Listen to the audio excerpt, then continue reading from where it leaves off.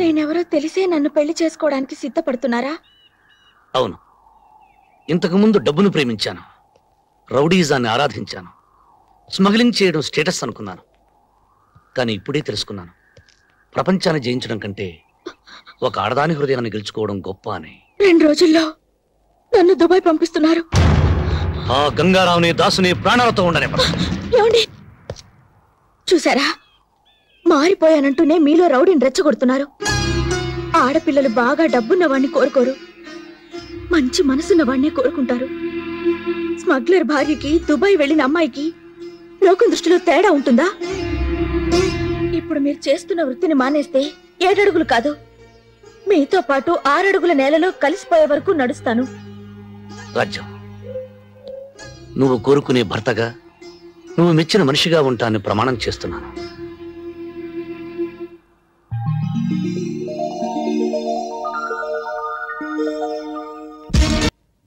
స్వాగతం సుస్వాగతం.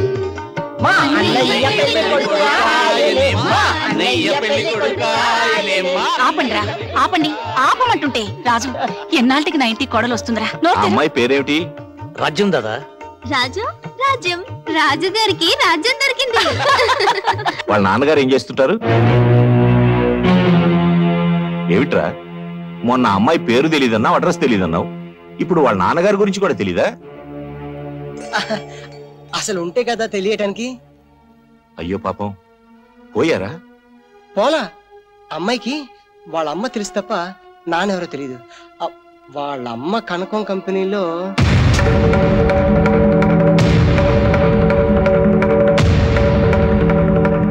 వాడు చెప్పింది నిజమా? నిజం. అలాంటి పిల్లని ఇంటి కోడలిగా తేవాలని చూస్తున్నావా? చెడగొట్టబడిన తల్లికి కూతురు కావచ్చు, కానీ తను చెడిపోలేదు దాదా. హంతకుల కడుపున పుట్టి ఐపీఎస్ ఆఫీసర్లు అయిన వాళ్ళు ఉన్నారు. అవినీతిలో అరెస్ట్ అయిన వాళ్ళ కడుపున ఐఏఎస్లు పుట్టారు. వాళ్ళంతా వాళ్ళ కొడుకుల రక్తంలోకి ఇంజెక్షన్ ఇవ్వలేదే. రేపు నీ కోడలు ఎక్కడి నుంచి వచ్చిందని ఎవరిని అడిగితే? దాదా, నీ కోపం వచ్చిందేమో గానీ నేను ధర్మమే మాట్లాడుతున్నాను. మనం గాంధీ గారిలా రత్నాలు వడకలా, నెహ్రూ గారిలా తెల్లపావురాలను ఎగరవేలా, రఘుపతి రాఘవ రాజారావు అనే భజనలు చేయటంలే కూలీలు చేసుకుని బతుకుతున్నా. మాఫియా అనే పులి మీద స్వారీ చేస్తూ ఎప్పుడు తింటుందో నేను ఎదురు చూస్తున్నా. నేను అమ్మాయిని పెళ్లి చేసుకుంటానంటే ఎగిరి గంతే లేదు. నాకు మొగుడు దొరికాడు చాలేనే నా చిటికిని వేలు పట్టుకుని పరిగెత్తుకు రాలేదు. నువ్వు స్మగ్లింగ్ వృత్తిని మానేస్తే నేను నీతో జీవితాన్ని పంచుకుంటానని చెప్పింది. అందుకే ఈ వృత్తిని మానేస్తానని ప్రమాణం చేసి వచ్చాను. చూసావా పార్వతి, నీ కొడుకు ఎదిగిపోయాడనుకున్నాను, కానీ ఇంతగా ఎదిగాడనుకోలేదు. ఒరేయ్, నిన్నెప్పుడు నా కుడి పక్కనే నిలబడమంటాను. ఎందుకో తెలుసా? నువ్వు నా కుడి భుజానివని. ఈ రోజు ఆ భుజం విరిగిపోయిందనుకుంటాను. నీకు అమ్మాయే కావాలనుకుంటే వెళ్ళిపో, కానీ నేను వల్లకాటికి వెళ్ళిపోయాక నా శవాన్ని చూడటానికి కూడా రాకూడదు. దాదా,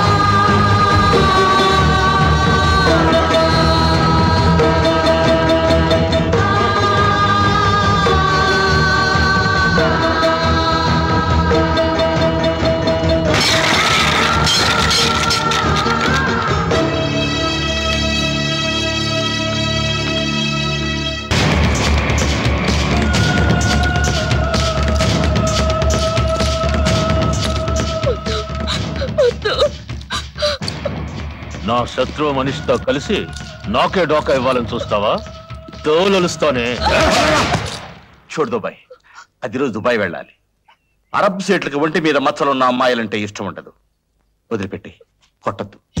దీని అమ్మ నాకు ఎన్నోసార్లు వాగ్దానాలు చేసింది, దీనికి నా చేత కన్నెరకం పెట్టిస్తానని. పెట్టకుండానే అది పోయింది. అప్పటి నుంచి దీని మీద నాకు ఆశపోలా. ఒక్కసారి నా గదికి పంపావనుకో, మళ్ళీ జన్మలో వాడితో పెళ్లి అనకుండా చేస్తా. అరబ్ సైడ్ అక్కడికి వెళ్ళగానే కన్యత్వ పరీక్షలు జరిపిస్తాడు. అది కన్య కాదని తెలిసిందనుకోండి, చంపేస్తాడు సార్. దాసు, దాన్ని సామాన్లు సర్దుకుని రెడీగా ఉండమను. సాయంత్రం 7:30 గంటల ఫ్లైట్ కు పంపించాలి. అబ్బా కొడుకులు ఇలాగే అలిగి కూర్చోండి, తర్వాత చేసుకుందాం అన్న అమ్మాయి ఉండదు. ఎందుకంటే ఆ గంగారాం గడుకు చేపట్ల అమ్మాయిని దుబాయ్ పంపించేస్తున్నాడు.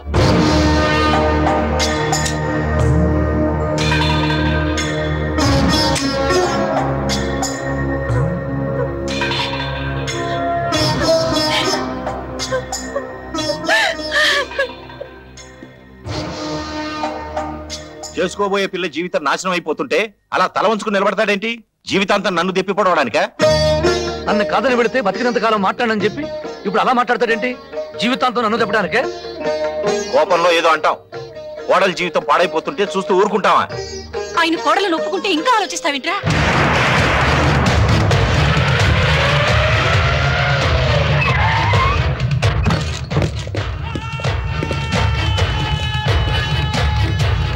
ఇంకా ఆలోచిస్తావింట్రా?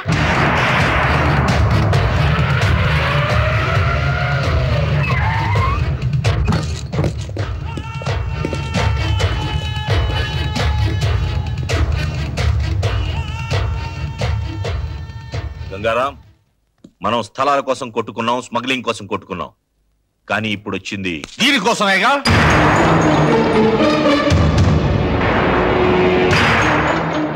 దీని అమ్మ ఇదే కంపెనీలో 25 ఏళ్లుగా పడిపృతి చేసి రోగాలతో చచ్చిపోయింది. ఇది నాకే పుట్టుంటుందన్న నమ్మకంతో నన్ను నాన్న అని పిలిపించింది కనుక దీని మీద హక్కులు నాకే ఉన్నాయి. అమ్ముకోటానికే? కన్న తండ్రి అయితే కాళ్ళు కడిగే కన్యాదానం చేయాలి గాని తరుస్తానంటే బెటర్ త్రాష్టపవేదం. నీకు నాకు ఏం తేడా ఉందని నా కూతుర్ని ఇవ్వమంటావు? నీకు నాకు పెళ్లి కొడుక్కి పెద్ద బ్రోకర్కి ఉన్న తేడా ఉంది. ముందు అమ్మాయి నాతో పంపించు. ఏంట్రా పంపేది? నా వెనుక రాజకీయ బలం ఉంది, నన్నెవ్వరేం చేయలేరు. ఈ ప్రపంచంలో అతి ప్రాచీన వృత్తి వ్యభిచారం, రెండోది రాజకీయం. కానీ ఇప్పుడు ఆ రెండింటికి తేడా లేకుండా పోయింది. ఈ మాట నాది కాదురా, ఒకప్పటి అమెరికా అధ్యక్షుడు రొనాల్డ్ రేగన్ది. మర్యాదగా అమ్మాయిని పంపిస్తావా లేక నన్నే తీసుకెళ్ళమంటావా? రాజు, ఒరే గంగారాం, పిల్లని ఇస్తావా, నీ ప్రాణం ఇస్తావా? దానికోసం చావడమో చంపడమో నాకు ఇష్టం లేదు. కానీ ఒకటి మాత్రం గుర్తు పెట్టుకోండి, ఈ రోజు దౌర్జన్యంగా రాజ్యాన్ని తీసుకెళ్తే నష్టపోయేది మీరే. నష్టమైనా కష్టమైనా నమ్మిన ఆడపిల్ల చెయ్యందుకోవడం కోసం ప్రాణం తీయడమే కాదు, ప్రాణాలు ఇవ్వడానికి కూడా సిద్ధంగా ఉన్నా. నువ్వు ఎక్కవలసింది విమానం కాదు, పెళ్లిపీట.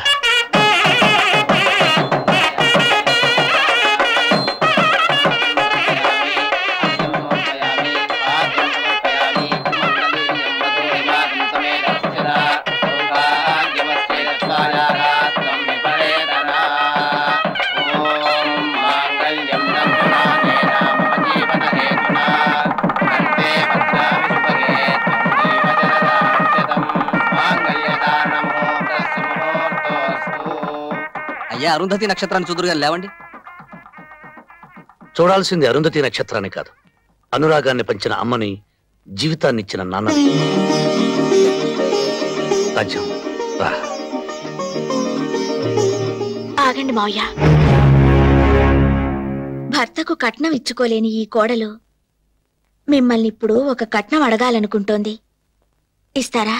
నా పంచ ప్రాణాలతో సహా ఏదడిగినా ఇస్తానమ్మా. మీరు ఆశీర్వదించేటప్పుడు ఈ పెళ్లి బట్టలతోనే ఊరు విడిచి వెళ్లిపోవాలని మమ్మల్ని ఆశీర్వదించండి.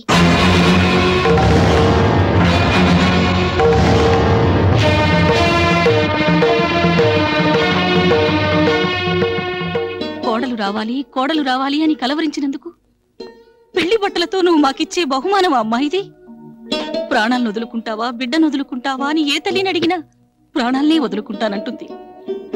పెంచి పెద్ద చేసి ప్రయోజకుడిని చేసిన బిడ్డని మా నుంచి దూరంగా తీసుకెళ్తాననడం ధర్మం కాదమ్మా. నేను ధర్మరాజునైతే వాడు నాకు అర్జునుడమ్మా. ధర్మరాజు ఏనాడు తన చేతిలోని పాచికలను నమ్ముకోలేదు, అర్జునుడి చేతిలోని అస్త్రాలనే నమ్ముకున్నాడు. అమ్మా, పొద్దున్నే లేచి నేను దేవుడి పట్టం చూడనమ్మా, వీడి ముఖమే చూస్తాను. మా బిడ్డని మా నుంచి దూరం చేయొద్దమ్మా.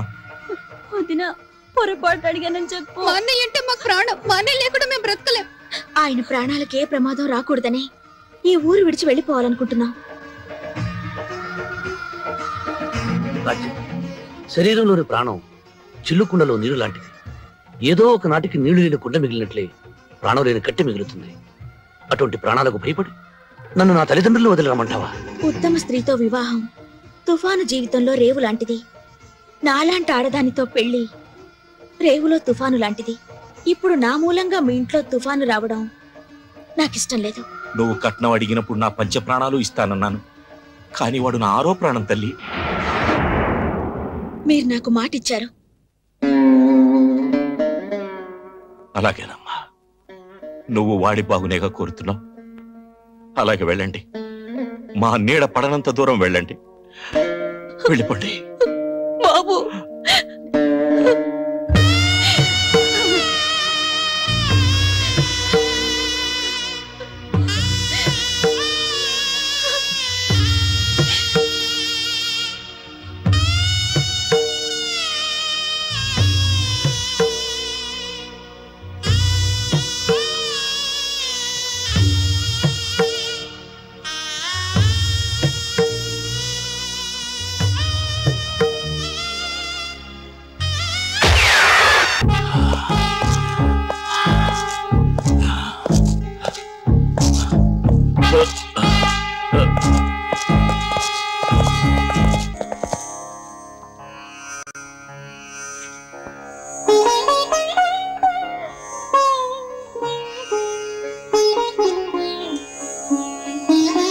రాజు, ఆ కరక్కాయ కూడా అందులో వెయ్యి.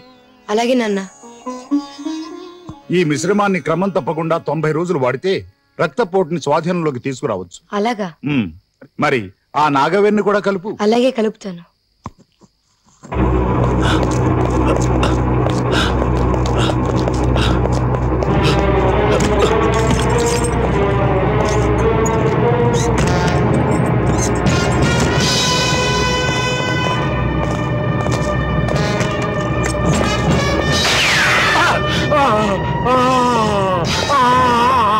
నాన్న నాన్న నాన్న నాన్న నాన్న లోనకు వచ్చిన డాడీ ఎవరు రాలేదు. వీడెవరు? మా నాన్న మీరే చెప్పారు. మా నాన్న మీరే చెప్పారు. నాన్న నాన్న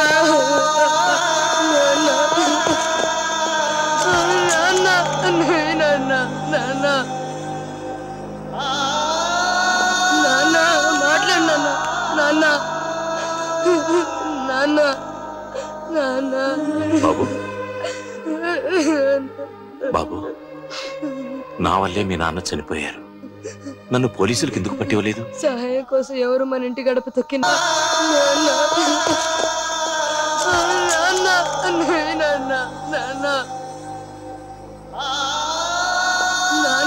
మాట్లాడు నాన్న నాన్న నాన్న. బాబు బాబు, నా వల్లే మీ నాన్న చనిపోయారు. నన్ను పోలీసులకు ఎందుకు పట్టివ్వలేదు? సహాయం కోసం ఎవరు మన ఇంటి గడప తొక్కిన మన ప్రాణాలు ఇచ్చైనా సరే వాళ్ళ ప్రాణాలు కాపాడాలని మా నాన్న చెప్పారు. బాబు నాన్న నాన్న, ఏ జబ్బుకి ఏ మందు వేయాలో నేర్పించావు, కానీ చచ్చిపోయిన మనిషికి ఏ మందు వేసి బ్రతికించాలో ఎందుకు చెప్పలేదు నాన్న? ఎందుకు చెప్పలేదు నాన్న? నా వల్లే నీ తండ్రి దూరం అయ్యాడు. ఈ క్షణం నుంచి నిన్ను నా బిడ్డలా చూసుకుంటాను.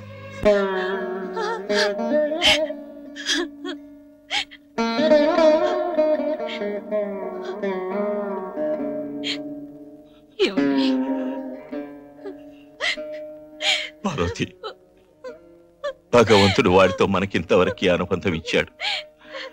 జీవితంలోకి అదృష్టం వచ్చి వెళ్ళిపోయినట్టుగా వాడొచ్చి వెళ్ళిపోయాడు.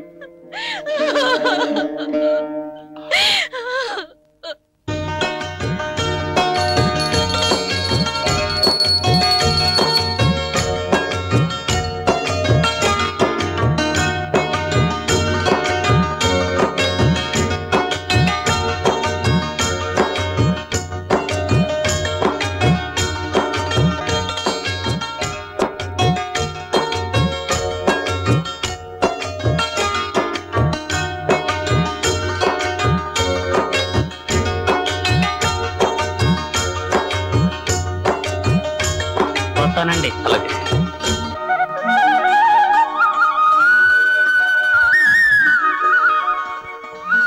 రాజ్యం, ఈ చీర ఎలా ఉంది? మీ మనసులాగే చాలా అందంగా ఉంది.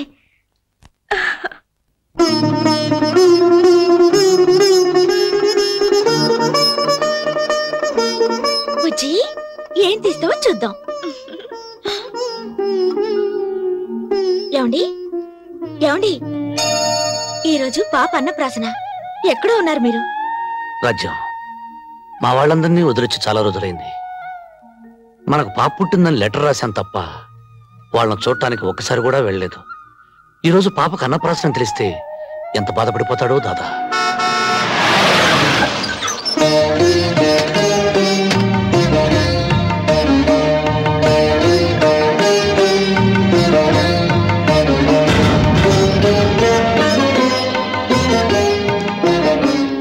దాదా, అమ్మా, దాదా,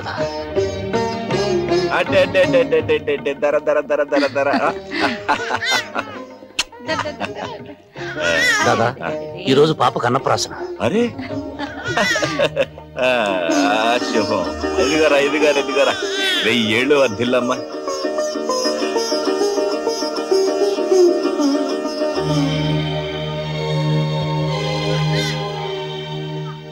కంగారు పడకమ్మా కోడలా. నీ మొగుడిని ఎత్తుకుపోవడానికి రాలేదు. నీ ముఖంలో మామయ్యని చూసి